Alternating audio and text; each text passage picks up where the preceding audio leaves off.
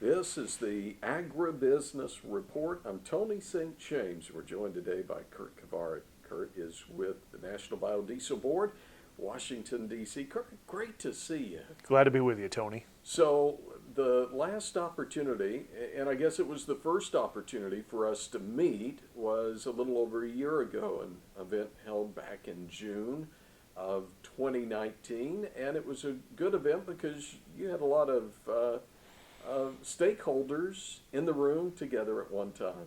Yes, it's been a while.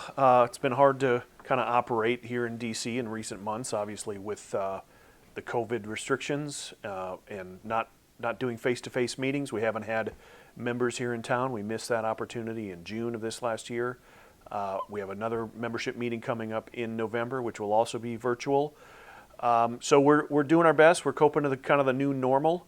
But at that time when you were in town and we had our membership here in 2019, we had a lot on our plate in terms of federal policy that we were engaged in, and top of mind at that time was extension of the biodiesel tax credit. So, we were fortunate to get a long-term extension of that tax credit at the very end of the year last year, 2019, which provided certainty retroactive for 18 and 19, but forward-looking for 2020, 21, and 22. 5-year extension, which was an enormous victory for us. Can't thank our champions enough on the Hill for that. And quite frankly, every day that goes by during this kind of COVID time and this hyper-partisan time here in Washington, I'm just thankful that we got it done last year, that the Congress got it done for us, and that it provided that forward certainty. Because if we were in the situation right now with that tax credit lapsed, I'm not sure we'd be able to get it done. For those who don't understand how important this is, back to producer in the field, if you will, how big is the industry? Because we talk about the credit, but how important is it to the individual farmer in the field? Sure. Well, what it means for the individual farmer in the field, so biodiesel is produced from a variety of feedstocks.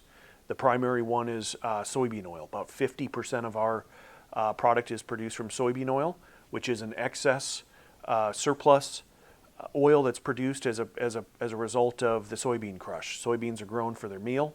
The oil needs to find a home, and luckily we are that home. Most recently, I think we've proven through a couple of economic analyses that we add about 11% to the value of a bushel of soybeans. So if soybeans are around $9 today, almost $1 of that or so is a result of the value that we're adding to that bushel of soybeans to turn it into biodiesel. Beyond that, farmers probably don't even recognize it, but we also add value to animal fats that are converted into biodiesel, canola oil, used cooking oil, all different sorts of feedstocks.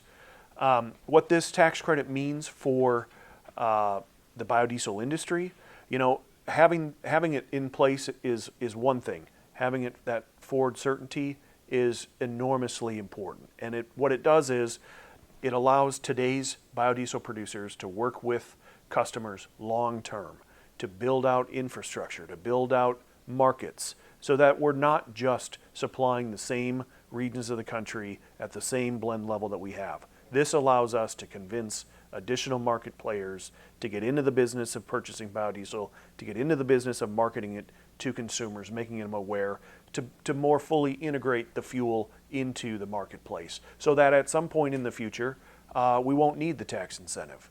So finally, Congress did what we had hoped.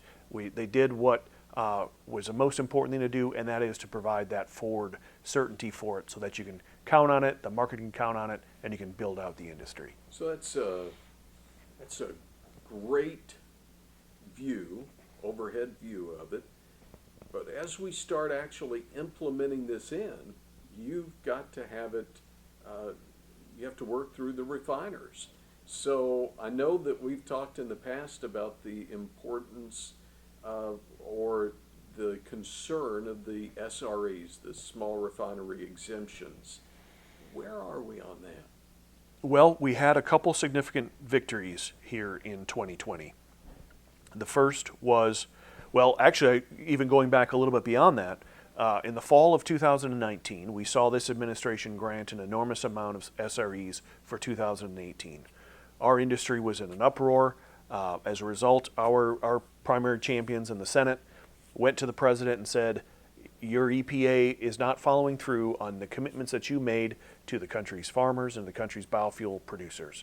They began that process of undoing the small refiner exemptions, or at least accounting for them in the rulemaking, so that if a small refiner deserves an exemption due to an economic hardship, that those volumes don't just automatically vanish and come out of the business side of biodiesel producers, that they be reincorporated into the volumes so that the volume stays the same whether there are SREs granted or not.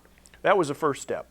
The second step was a handful of biofuels interests who sued EPA on a handful of small refiner exemptions out in the 10th Circuit that were successful, and in January that decision came out, which essentially rebuked EPA on 3 different criteria in their abuse of the SREs. So we viewed that as, finally, we've got a court saying to EPA, you've broken the law, you've extended your authority beyond what Congress gave you, it's time to right the ship on SREs.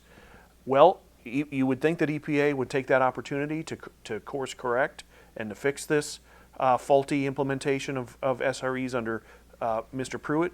They didn't. They almost entertained small refiners submitting additional gap year filings to try to create that continuity of an exemption and to skirt the 10th Circuit.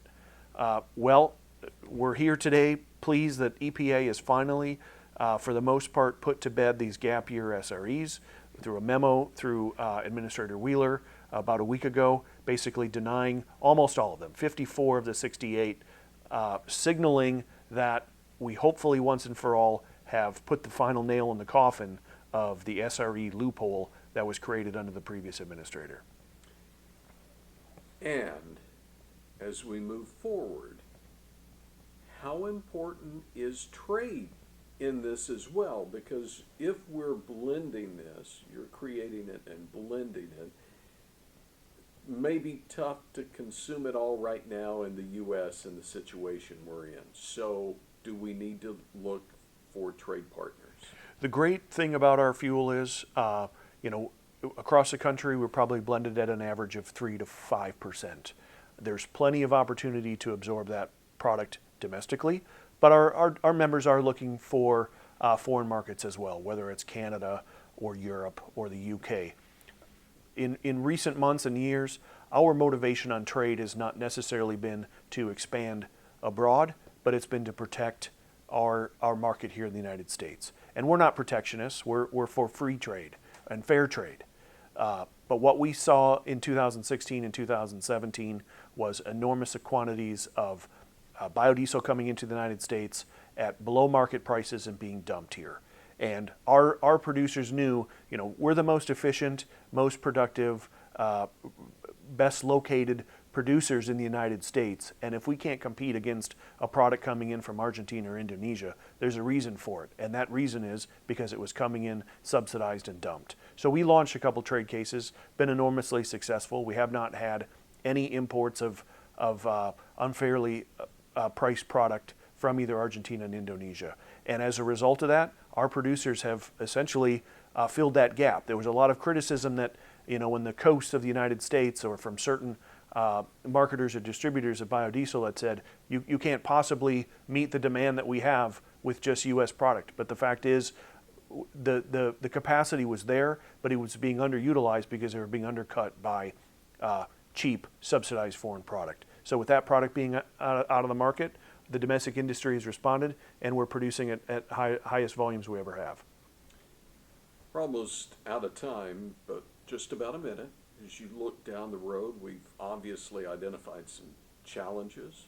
We've identified some fixes to those challenges, but what about opportunities down the road? What do you see? I think the horizon is bright for this industry, and here's why. This industry was born out of the agriculture sector, trying to add value to a surplus commodity, that being soybean oil. but it's opened up a whole range of additional feedstocks with its animal fats, distillers corn oil from ethanol, used cooking oil. We're a very diverse industry with producers in Texas to Iowa, California to Rhode Island, meeting all different sectors of demand. And I think that the driver in the future is going to be carbon reduction, whether it's a mandate at the federal level or whether it's incentives at the state level. Consumers want to reduce their amount of carbon that they're putting into the atmosphere, and biodiesel is a solution that exists today. It's significantly cleaner than petroleum diesels, anywhere from 60 to 85%, and it can be put in any vehicle that you have diesel driving down the road. So I think the opportunities are great for biodiesel producers to fill that consumer demand for carbon reduction. Kurt, always great to see you. Wish you the best. Can we see you maybe down the road again? Absolutely, anytime. Glad to be with And you. if we want to keep up with National Biodiesel Board, where do we find you online? nbb.org or biodiesel.org. Again, Kurt Kovarik with National Biodiesel Board joining us on today's Agribusiness Report.